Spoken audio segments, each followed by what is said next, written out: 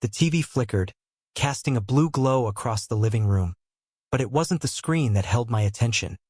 It was the way Tom's hand lingered on mine as he handed me the remote.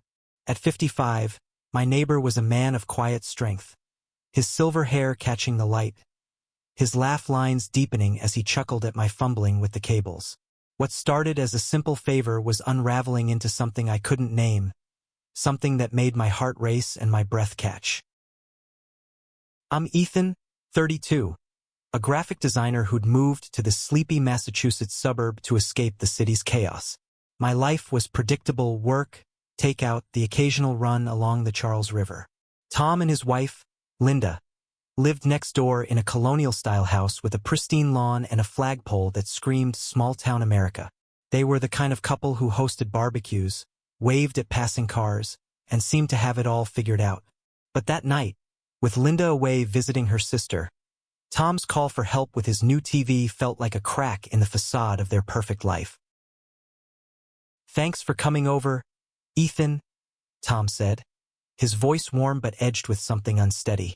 He stood too close as we crouched by the entertainment unit, untangling wires. His cologne, a faint cedarwood, mixed with the summer air drifting through the open window. I nodded, trying to focus on the HDMI port, but my pulse thrummed in my ears. I wasn't supposed to feel this way, not about a married man, not about my neighbor, not about someone who'd lived a life so different from mine. The TV setup was straightforward, but Tom kept finding reasons to prolong it. "You sure this is the right input?" he asked, leaning over my shoulder, his breath grazing my neck. I fumbled the remote, and he caught it, our fingers brushing. The contact sent a jolt through me, and when I met his eyes, they held a question neither of us dared to voice. He stepped back, clearing his throat, and offered me a beer. "Stay for a bit," he said, almost too casually.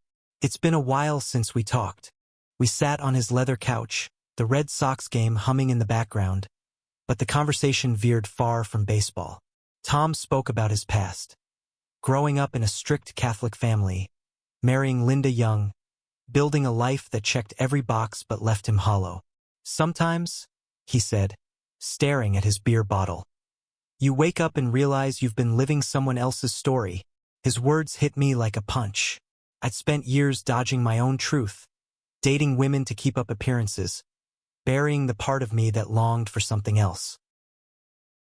I shared my own story, haltingly at first, coming out to my parents at 20, their cold silence, my retreat into work to avoid the ache of rejection.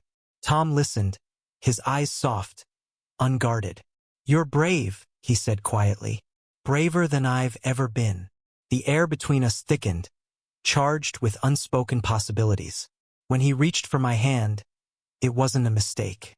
His touch was deliberate, trembling, and I didn't pull away. The night blurred into confessions. Tom admitted he'd felt drawn to men before but buried it under duty and fear. "I didn't know it could feel like this," he whispered, his thumb tracing circles on my palm. I wanted to tell him to stop, to remind him of Linda, of the life he'd built, but my own longing drowned out the warnings. We were two men standing on the edge of something dangerous, and neither of us wanted to step back. By the time the game ended, the room felt smaller, the space between us electric. He leaned closer, his lips inches from mine, and I froze. This wasn't just a moment. It was a choice, one that could unravel everything. "Ethan," he said, his voice raw, "what are we doing?"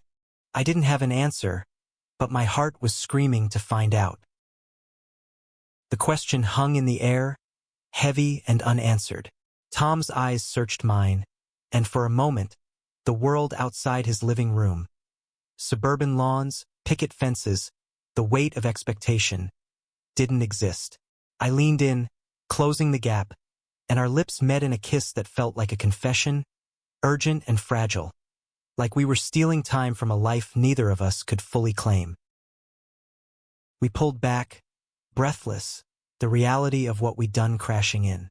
"I'm sorry," Tom stammered, running a hand through his hair.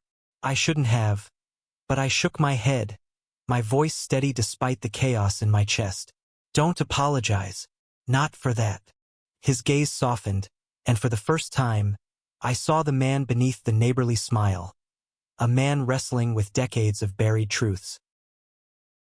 We didn't kiss again that night, but we talked until the stars faded into dawn. Tom told me about his youth, sneaking glances at boys in the locker room, convincing himself it was a phase. He married Linda at 23, believing love and commitment would silence the questions. They'd built a life, 2 kids, a mortgage, a golden retriever, but the questions never left. I thought I could outrun it, he said, his voice cracking. But then you moved in next door. I laughed, a nervous sound. What? The guy with the dead houseplants and takeout containers? But Tom's expression was serious. You're real, Ethan. You're not hiding who you are. I envy that. His words stung because I wasn't as free as he thought. I'd built my own walls, work, isolation, the fear of being too much or not enough. Yet here we were, dismantling those walls together. The next few days were a blur of stolen glances and careful distance. Linda returned, her cheerful voice filling their house again, and I avoided Tom's yard, afraid my face would betray me. But late one evening, he knocked on my door, holding a toolbox. Your porch light's out, he said, too casually. Thought I'd fix it. We worked in silence, the hum of cicadas filling the gaps. When he finished, he lingered, his hand brushing mine as he handed me a screwdriver. Can we talk? He whispered. We sat on my porch steps, the night wrapping around us. Tom admitted he couldn't stop thinking about that kiss, about what it meant. I'm terrified, Ethan, he said. This could ruin everything. My marriage, my kids, my whole life. I wanted to tell him it was okay, that we could forget it, but the words stuck. Instead, I asked, what do you want, Tom? Not what you're supposed to want. What do you actually want? He looked at me, his eyes bright with unshed tears. You, he said simply. The word landed like a stone in still water, rippling through me. But before I could respond, headlights swept across the street. Linda's car, pulling into their driveway. Tom stood, his face pale. I need time, he said, and disappeared into the dark. I lay awake that night, torn between guilt and longing. Tom was married, a father, a man bound by promises I had no right to unravel. But the memory of his touch, his confession, burned through me. I wondered if I was selfish for wanting him, or if he was brave for admitting he wanted me. The line between right and wrong blurred, and all I knew was that I couldn't stay away. The next week, Tom invited me to a local diner, a neutral space where we could talk without neighbors' eyes. Over coffee and greasy fries, he told me about his daughter, Emily, who'd come out as bisexual last year.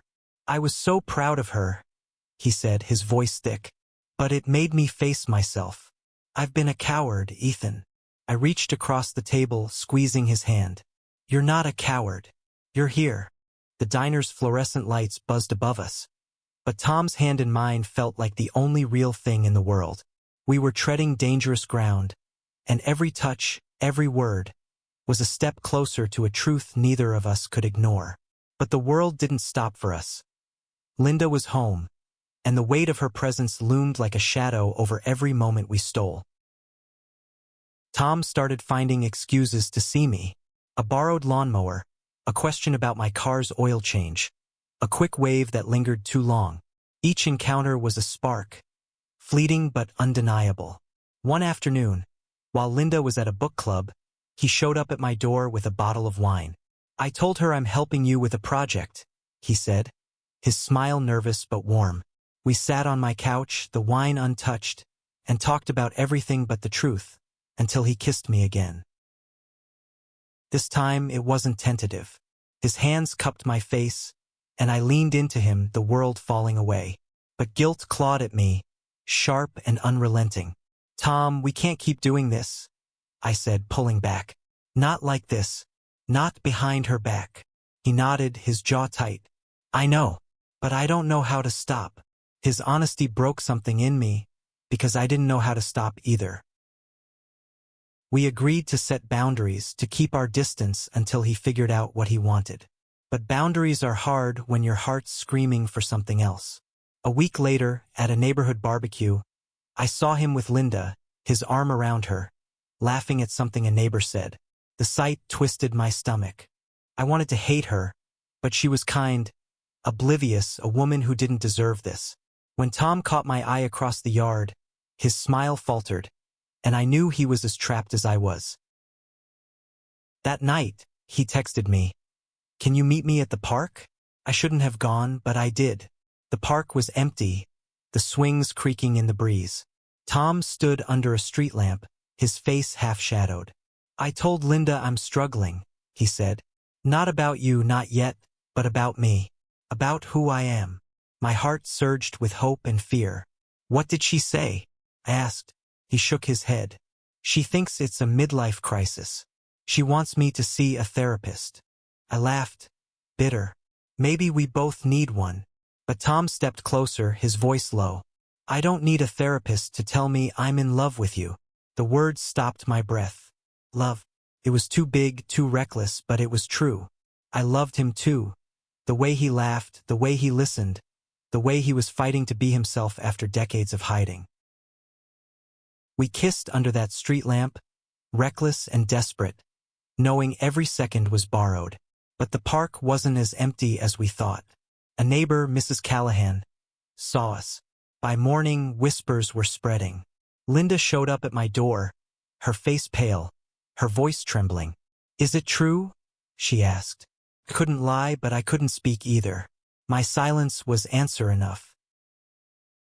She didn't yell. She didn't cry. She just looked at me, then turned and walked away. I wanted to chase her, to explain, but what could I say? I'd fallen for her husband, and now their world was cracking. Tom called me later, his voice shaking. "She knows," he said. "She's not talking to me. I don't know what happens now." Neither did I, but I knew one thing: we couldn't go back.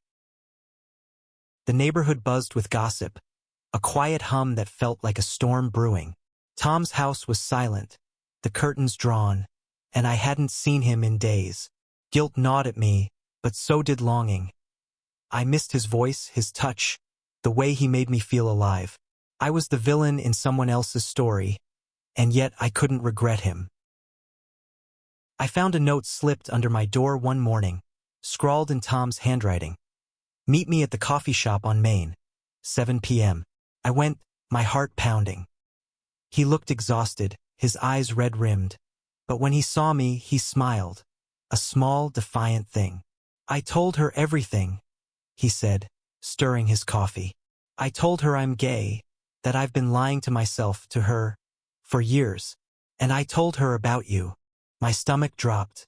"What did she say?" I asked, dreading the answer. Tom sighed. "She's hurt, angry. She wants a divorce." The word landed like a blow. I'd known this was possible, but hearing it made it real. "I'm sorry," I whispered, but he shook his head. "Don't be. I should have done this years ago. Not for you, for me." We sat in silence, the weight of his words settling. He was choosing himself finally, but the cost was staggering. His kids, Emily and Jake, were furious. Emily, who'd always been close to her dad, felt betrayed. Not because he was gay, but because he'd hidden it. Jake wouldn't even speak to him. Tom was losing his family, his home, his carefully built life, and I felt like the catalyst for it all. But Tom wasn't running away. He started therapy not to fix himself, but to understand who he was outside the roles he'd played: husband, father, neighbor. He rented a small apartment downtown, and I helped him move in, carrying boxes of books and clothes that felt like pieces of a life he was leaving behind. One night, as we unpacked, he pulled out a photo of him and Linda on their wedding day. "I loved her," he said, his voice steady. "Just not the way she deserved." I took his hand, my heart aching for him, for her, for all of us caught in this messy, human truth. "You're allowed to love yourself too," I said. He looked at me, his eyes bright with something new. Hope. Maybe. We kissed, slow and certain, no longer hiding from the world or ourselves. The town didn't make it easy. Neighbors whispered, some openly hostile. Mrs. Callahan told anyone who'd listen that I'd corrupted Tom. But others surprised us.